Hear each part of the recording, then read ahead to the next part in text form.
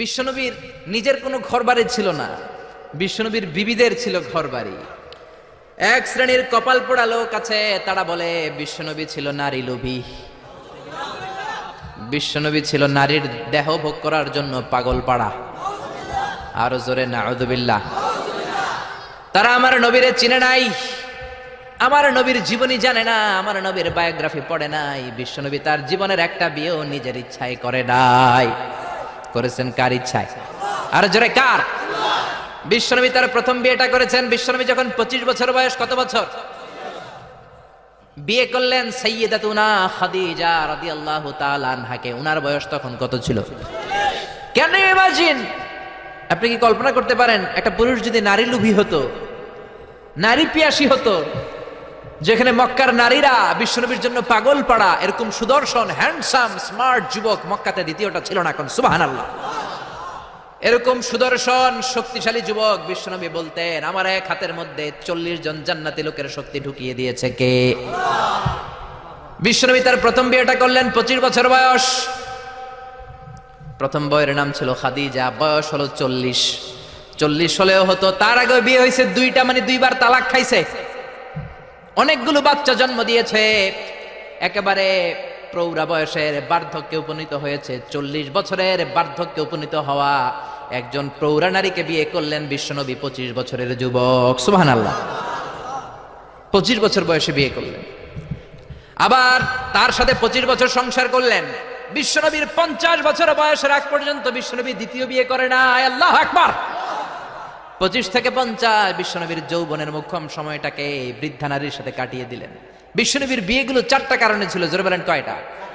এক হচ্ছে educational cause, legal cause, social cause, political cause.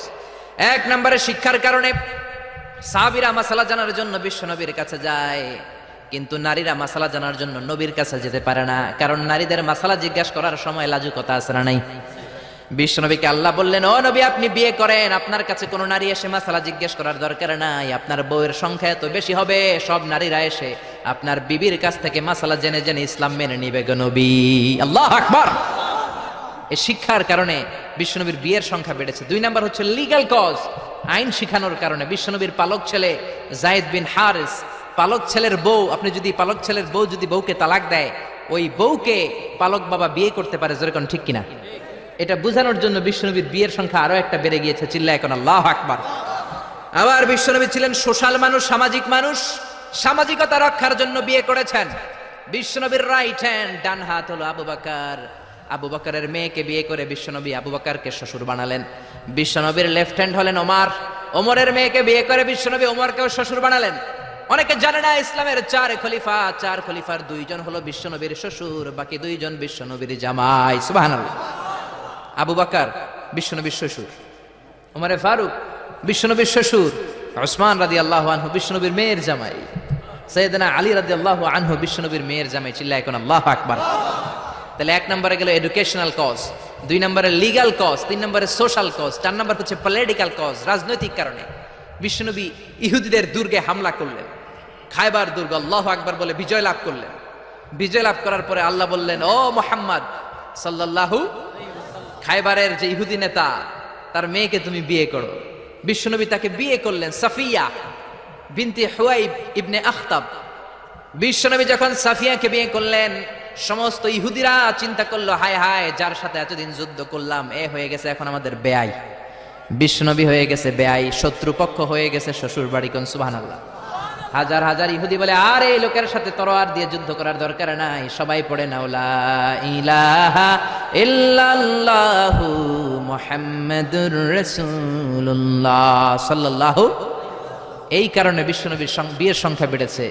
একটা বিবিকেও বিশ্বনবী নিজের মন মতো বিয়ে করেন নাই, করেছেন একজনের অর্ডারে। তিনি কে? এই জন্য প্রত্যেক বিবিকে বিশ্বনবী একটা ঘর দিয়েছেন, এটাকে আরবিতে বলে হুজরাত। এই হুজরার নামে এই সূরার নাম সূরাতুল হুজরাত। পড়েন আল্লাহু আকবার। এটা মাদানী সূরা। এখানে আল্লাহ তাআলা আমাদেরকে কিছু সোশ্যাল নরমস শিখিয়েছেন, সামাজিক রীতিনীতি শিখিয়েছেন। এই সূরাটাকে বলা হয় সূরাতুল আখলাক, চরিত্র গঠনের সূরা। সোশ্যাল এন্ড এথিক্যাল কিছু অ্যাটিটিউডস শেখানো হয়েছে, দ্য সোশ্যাল অ্যাটিটিউডস ইন ইসলাম। সমাজে সামাজিক কিছু রীতিনীতি আছে না নাই? আমাদের সমাজে আজ কোনো শান্তি নাই, ভাইয়ে ভাইয়ে মারামারি, বন্ধু বন্ধুতে কোপাকুপি, ফ্যামিলিতে ঝগড়া আছে না নাই? এই সূরাটার কেন্দ্রীয় আলোচ্য বিষয় হচ্ছে to ensure a peaceful society by practicing some rules and regulation. আল্লাহর দেয়া কিছু বিধিনিষেধ মেনে নেওয়ার মাধ্যমে সমাজে শান্তি প্রতিষ্ঠা করা। চিল্লায় পড়েন আল্লাহু আকবার।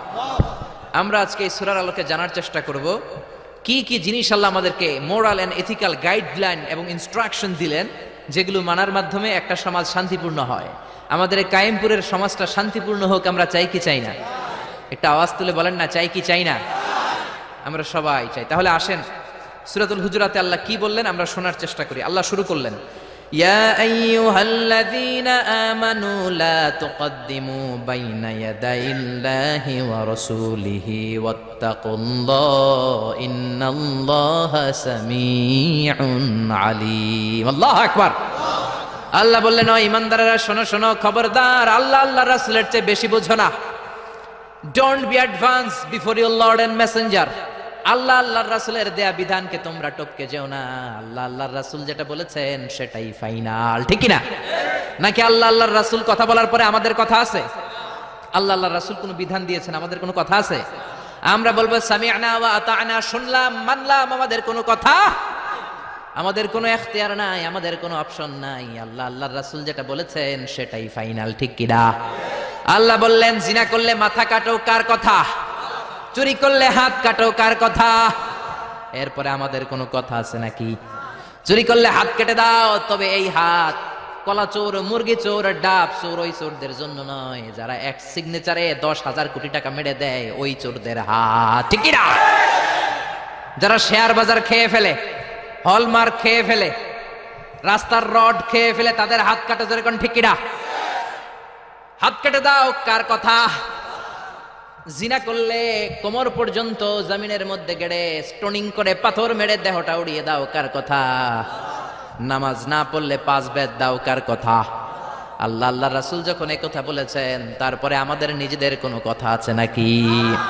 আল্লাহ বললেন, ওয়ামা কানা লিমুমিনিন ওয়ালা মুমিনাতিন ইযা কাদাল্লাহু ওয়া রাসূলুহু আমরান আইয়াকুনা লাহুমুল খিয়ারাতু মিন আমরিহিম। আল্লাহ আল্লাহ রাসূল যখন কোনো ডিসিশন দেয়, ওই ডিসিশনই ফাইনাল। মুমিনদের ওই ডিসিশনের পরে নিজেদের কোনো ডিসিশন দেওয়ার সুযোগ থাকে? এজন্য ইসলাম আমরা রাসূলের কাছ থেকে শিখব। বিশ্বনবী যতটুকু শিখিয়েছেন ততটুকু ইসলাম। বিশ্বনবী মাগরিবের সালাত পড়েছেন 3 রাকাত, আমরা যদি পড়ি 5 রাকাত, কবুল হবে নাকি? জোরে বলেন হবে? কেন হবে না? কারণ নবী শিখায় নাই। চিল্লায় কোন ঠিক কিনা? কথা কি বুঝতে পেরেছেন? কারণ নবী শিখায় নাই, বিশ্বনবী যা দিয়েছে তাই ইসলাম। এজন্য আল্লাহ বললেন, ওয়া মা আতাকুমুর রাসূলু ফাখুযুহু, বিশ্বনবী যেটা দিয়েছেন সেটা ধরো, ওয়া মা নাহাকুম আনহু ফান্তাহু, বিশ্বনবী যেটা নিষেধ করেছেন সেটা থেকে দূরে থাকো, ঠিক কি না? নবী যা দিয়েছেন তাই ইসলাম, নবী যা করেছেন তাই ইসলাম, সেটাতেই কল্যাণ আর বরকত আছে না নাই? আপনি যদি চান আমি বিশ্বনবীর চাইতেও বেশি বুজুর্গ হব, হতে পারবেন? আপনি যদি কোন আমি নবীর চাইতেও বড় তাকওয়াবান হব, হতে পারবেন? কোন পাগলের যদি এই কথা বলে এটা শোনা যাবে? কারণ নবীর চেয়ে বড় মুত্তাকি হওয়া যায়, নবীর চেয়ে বড় বুজুর্গ হওয়া যাবে। নবী যা বলেছেন তাই ইসলাম। এক সাহাবী বললেন, উসাল্লিল লাইলা কুল্লা, সারা রাত আমি তাহাজ্জুদ পড়ব, আমি রাত্রে বিশ্রাম নেব না। বুখারীর বর্ণনা। আরেক সাহাবী বললেন, আসুমুদ দাহরা কুল্লা, সারা বছর আমি রোজা রাখবো, আমি কোনোদিন কিছু খাবো না। আরেক সাহাবী বললেন, আতাজিলুন নিসা, আমি নারীদের কাছে যাব না, বিয়ে করব না। এই 3 সাহাবীর 3 কথা যখন বিশ্বনবী শুনলেন, বিশ্বনবীর চেহারাটারে আগুনের গোলার মতো লাল করে দিল কে? বিশ্বনবী সাহাবাদের দমক একসাথে ডেকে ধমকাতে শুরু করলেন। বিশ্বনবী বললেন, কে বলেছো সারা রাত নামাজ পড়বে, ঘুমাবে না? কে বলেছো দাঁড়াও? যেই সাহাবী বলেছেন, ভয়ের চোটে ওই সাহাবীর মুখ দিয়ে কোনো কথা বের হয়। বিশ্বনবী বললেন, খবরদার, সারা রাত্রি যদি তাহাজ্জুদ পড়ো, ওই তাহাজ্জুদ আল্লাহর দরবারে কবুল হবে। কেননা বিশ্বনবীর তাহাজ্জুদের সিস্টেম ছিল, মনোযোগ দিয়ে শোনেন, বিশ্বনবীর তাহাজ্জুদের সিস্টেম ছিল এশার নামাজের পরে বিশ্বনবী ঘুমায় যেতেন। বিশ্বনবী এশার সালাতের পরে ঘুমিয়ে যেতেন। মাঝরাতে বিশ্বনবী তাহাজ্জুদের জন্য উঠতেন, 3-4 ঘন্টা তাহাজ্জুদের নামাজ পড়তেন। ফজরের নামাজের আগ দিয়ে আবার নবী ঘুমায় যেতেন। আবার ওই ঘুম থেকে উঠে ওযু ছাড়া 2 রাকাত ফজরের সুন্নাত পড়ে তারপরে বিশ্বনবী ফজরের নামাজের ইমামতি করতেন। সুবহানাল্লাহ, আর জোরে সুবহানাল্লাহ বলেন। বিশ্বনবী ঘুম থেকে উঠে অজু করতেন না, কারণ ঘুমালে নবীদের অজু ভাঙে না। সুবহানাল্লাহ। সারা রাত জেগে বিশ্বনবী তাহাজ্জুদ পড়েছেন এমন কোন হাদিস? বিশ্বনবী আশার নামাজের পরে ঘুমাতেন, মাঝরাতে তাহাজ্জুদ পড়তেন, ফজরের আগ দিয়ে সামান্য একটু ঘুমাতেন। এটার বলে পাওয়ার ন্যাপ। দেখবেন অনেক বাসায় ইজি চেয়ার থাকে, এরকম ন্যাপিং করা যায়। 10 মিনিটের একটা পাওয়ার ন্যাপ নিবেন, অ্যালার্ম দিয়ে রাখবেন, উঠে দেখবেন শরীরটা তরতাজা, ঠিক কিনা? এরকম পাওয়ার ন্যাপ নিতেন ফজরের আগে, ঘুমাতেন, নামাজ পড়তেন, আবার ঘুমাতেন, আবার নামাজ পড়তেন। ওয়া ইন্না ফি লিজাসাদিকা আলাইকা হক, তোমার দেহেরও একটা হক আছে না নাই? আপনি সারা রাত যদি নামাজ পড়েন, দিনের বেলায় অফিস করতে পারবেন। এজন্য বিশ্বনবী বললেন, খবরদার সারা রাত নামাজ পড়বা না, ঘুমাবা আবার নামাজ পড়বা, ঘুমাবা আবার নামাজ পড়বা, কবুল করে নিবে কে? আবার যে সাহাবী বললেন আমি সারা বছর রোজা রাখবো, রোজা ভাঙবো না, বিশ্বনবী ওই সাহাবীকেও আচ্ছা মতো ধমক দিলেন, বললেন সারা বছর রোজা রাখলে রোজা কবুল হবে না। ওয়া ইন্নী আখশাকুম লিল্লাহ ওয়া আতকাকুম লাহু, আমি তোমাদের মধ্য থেকে সবচেয়ে বড় মুত্তাকি। বিশ্বনবী শুধু মুত্তাকি নয়, তিনি ইমামুল মুত্তাকিন, ঠিক কি না? তিনি ইমামুল মুত্তাকিন। বিশ্বনবীর চাইতে বড় মুত্তাকি হওয়া যাবে? বিশ্বনবীর চাইতে বড় মুত্তাকি হওয়া যায় না, বিশ্বনবীর চাইতে বড় বুজুর্গ হওয়া যায় না। বিশ্বনবী বললেন, খবরদার সারা বছর রোজা রাখা যাবে না। আমি বিশ্বনবী হয়ে, আমি মুত্তাকিদের ইমাম হয়ে সপ্তাহে রোজা রাখি মাত্র 2টা। জোরে বলেন কয়টা? আমি শুধু সোমবারে রোজা রাখি, বৃহস্পতিবারে রাখি, আর বাকি 5 দিন আমি খাই। সুবহানাল্লাহ। এজন্য খাবেন আবার রোজা রাখবেন, এটার নাম ইসলাম।